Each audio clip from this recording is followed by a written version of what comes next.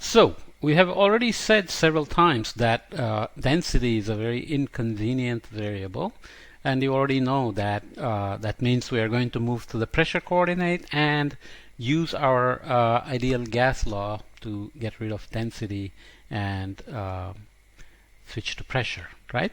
So we'll do that for geostrophic flow in the ocean.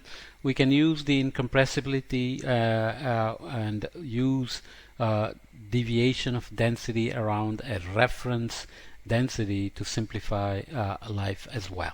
So that's a slightly different way of doing things in the ocean. So look at this example where you have two pressure surfaces P and P plus delta P, and there is a balanced flow in between, which we said geostrophic flow tends to be parallel to the pressure surfaces. So the pressure gradient is in this direction, but the flow is parallel to the pressure surfaces. And as the width between this P plus P delta P changes, you expect the response of the geostrophic balance to produce this response of acceleration.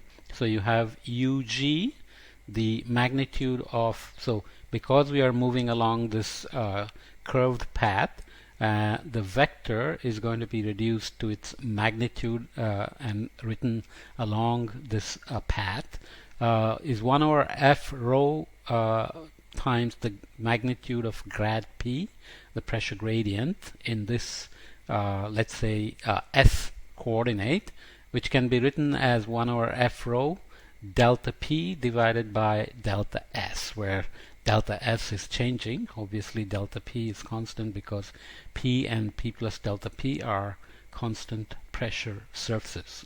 Okay, so when delta S decreases here, UG is going to increase. It's kind of a Venturi effect, but pressure is not changing. It's the distance between the pressure surfaces that's changing. So in this case, the geostrophic current is proportional to 1 over delta S, fairly straightforward.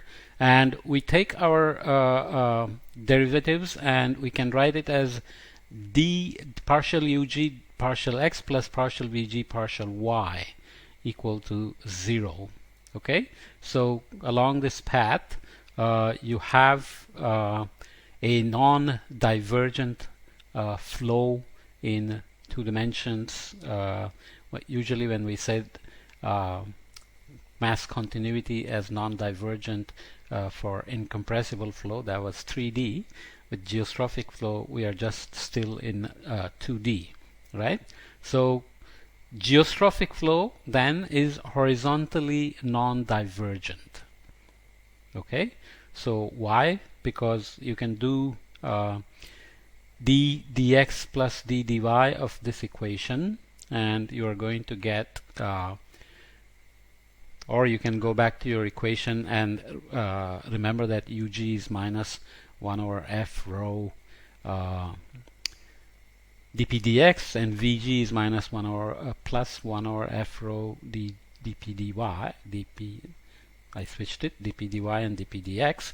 So you can take d dx of UG and d dy of VG, and you will end up cancelling dp dx dy and dp dx dy, minus and plus. We will see this again. Okay, so divergence for the incompressible flow, we had the non-divergence equation. So for a geostrophic flow, then this means that dw dz is 0 because du dx plus dv dy is 0, because the geostrophic flow is non-divergent in the horizontal plane. What does that mean? If you have a flow above a surface, and at the surface W has to be 0 because you cannot have flow coming out of the surface or going into the surface. And if dwg dz is 0, that means W has to be 0 everywhere in the flow. Okay, this leads to some really amazing results. That means the flow cannot vary in the vertical.